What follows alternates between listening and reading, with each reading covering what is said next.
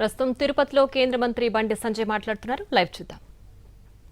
78 జన్ ఔషధి కేంద్రాలను ఈ ఆంధ్రప్రదేశ్ రాష్ట్రంలో ఏర్పాటు చేయడం జరిగింది. అత్యంత చౌకగా ఇవాళ మందులు అందించే ప్రయత్నం చేస్తున్నాం. జన్ ఔషధి కేంద్రం ద్వారా 6,100 కోట్ల విలువైన మందులను ఇప్పటికే విక్రయించబడ్డాయి. దీనివల్ల ప్రజలకు మందుల వల్ల సుమారు 30,000 కోట్ల ఆదాయం ఇవాళ ప్రజలకు చేకూర్చడం జరిగింది. ఇట్లా అంధకారం నుంచి వెలుగుల వైపు, నిరాశ నుంచి ఆశల సాకారం వైపు నరేంద్ర మోడీ గారి ప్రభుత్వం ఇవాళ కష్టపడి పనిచేస్తూ ఉన్నది. ఇవాళ ఆంధ్రప్రదేశ్ రాష్ట్రానికి సంబంధించి కేంద్ర ప్రభుత్వము ఏ విధంగా సహకరిస్తున్నదో మనం ఆచరణలో చూపడుతున్నాం. మనం దేశవ్యాప్తంగా అనేక సంక్షేమ పథకాలు అందిస్తున్న విషయాన్ని మనం గమనించాలి. నేను మళ్ళీ విజ్ఞప్తి చేస్తున్నా, 2014 కంటే ముందు ఈ దేశ పరిస్థితి ఏంది, 2014 తర్వాత ఈ దేశ పరిస్థితి ఏంది, ప్రపంచంలో భారతదేశం యొక్క గొప్పతనాన్ని, భారతీయుల యొక్క ఆత్మ గౌరవాన్ని నరేంద్ర మోడీ గారి ప్రభుత్వం ఏ విధంగా ఇవాళ కాపాడే ప్రయత్నం చేస్తుంది, ఏ విధంగా పెంచే ప్రయత్నం చేస్తుంది, ఏ విధంగా గౌరవించే ప్రయత్నం చేస్తుందో మనం గుర్తుంచుకోవాల్సిన అవసరం ఉంది. ఇవాళ గతంలో ప్రధానమంత్రి ఏ దేశానికి పోయింది, ఏడికి పోయింది ఎవరికి చెప్పేది కాదు, తెలిసేది కాదు.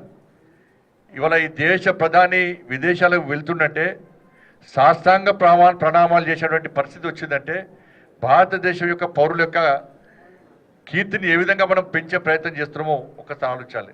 దీని ప్రధాన కారణం ఏంటంటే ఈ దేశంలో జరుగుతున్న సంక్షేమ ఫలాలను గుర్తించే ఇవాళ ప్రపంచవ్యాప్తంగా ఇవాళ భారతదేశానికి ఇంత మంచి గుర్తింపు వస్తుందన్న విషయాన్ని మనం గుర్తుంచుకోవాలి. ఇలా ఆర్థిక పద్ధతిలో 11వ స్థానంలో దేశం ఇలా 4వ స్థానానికి వచ్చిందంటే ఒక లక్ష్యం. ఇవాళ ప్రతిరోజు 18 గంటల పాటు నిరంతరం నిర్విరామంగా ఈ దేశం కోసం, దేశ ప్రజల కోసం కష్టపడి పనిచేస్తున్నటువంటి ఒక గొప్ప వ్యక్తి నరేంద్ర మోడీ గారి యొక్క చలువ వల్ల, వారి కృషి వల్ల, వారి కష్టార్జితం వల్ల, వారి దేశ ప్రజలకు ఇస్తున్న ప్రేరణ వల్ల, వాళ్ళ స్ఫూర్తిగా తీసుకొని ముందుకు సాగుతున్న వలన ఈ దేశం అన్ని రంగాల్లో అభివృద్ధి చెందుతున్న విషయాన్ని మనం గుర్తుంచుకోవాల్సిన అవసరం ఉంది. అందుకే ఆంధ్రప్రదేశ్ రాష్ట్ర ప్రజలకు నేను మళ్ళీ విజ్ఞప్తి చేస్తున్నా, ఈ తరహాలో ఈ దేశాన్ని, ముఖ్యంగా ఆంధ్రప్రదేశ్ రాష్ట్రానికి అభివృద్ధి నిధులు వెచ్చిస్తున్నటువంటి నరేంద్ర మోడీ గారి ప్రభుత్వానికి ఈ 11 సంవత్సరాల్లో ఏ విధంగా ఆశీర్వదించారో, ఏ విధంగా అండగా ఉన్నారో, రాబోయే రోజుల్లో కూడా ఇదే పందాన్ని కొనసాగిస్తూ మీ ఆశీర్వాదాన్ని, మీ అండాదండను నరేంద్ర మోడీ గారికి, ఇండియా ప్రభుత్వానికి అందించాల్సిందిగా మీకు విజ్ఞప్తి చేయడానికే ఈరోజు ఈ తిరుపతికి రావడం జరిగింది. తప్పకుండా ఈ ఆంధ్రప్రదేశ్ రాష్ట్ర ప్రజల మీద నరేంద్ర మోడీ గారికి ప్రత్యేకమైన అభిమానం ఉంది, ప్రత్యేకమైన ప్రేమ ఉంది. ఈ ఆంధ్రప్రదేశ్ రాష్ట్రంలో ఎన్డీఏ ప్రభుత్వం ఏర్పడిన తర్వాత ఏ విధంగా అభివృద్ధి విషయంలో దూసుకుపోతున్న విషయాన్ని ఆంధ్రప్రదేశ్ రాష్ట్ర ప్రజలు గమనించి, రాజకీయాలను పక్కబెట్టి ఎన్నికల వరకు మాత్రమే రాజకీయాలు, ఎన్నికల తర్వాత అన్ని రాష్ట్రాలను రాజకీయాలకు అతీతంగా అభివృద్ధి చేస్తేనే, అన్ని రాష్ట్రాలను అభివృద్ధి చెందితేనే శక్తివంతమైన భారతదేశ నిర్మాణాన్ని సాధ్యమవుతుంది.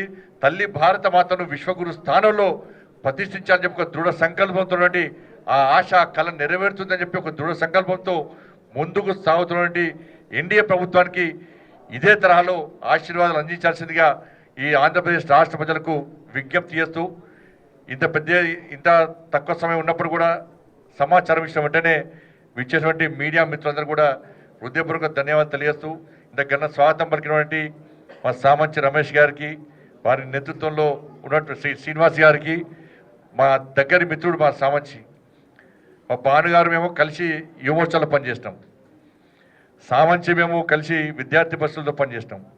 కాబట్టి అందరు నాయకులందరూ కూడా ఇవాళ ఘన స్వాగతం పలికారు. మీ అందరూ కూడా కార్యకర్తలందరూ కూడా హృదయపూర్వక అభినందనలు తెలియజేస్తూ, ప్రభుత్వం మనదే ఉంది అని చెప్పి మనం ఎక్కడ కాలయాపన చేయకుండా ఈ ఆంధ్రప్రదేశ్ రాష్ట్రంలో భారతీయ జనతా పార్టీని ఇంకా స్ట్రెంథన్ చేస్తూ ఇంకా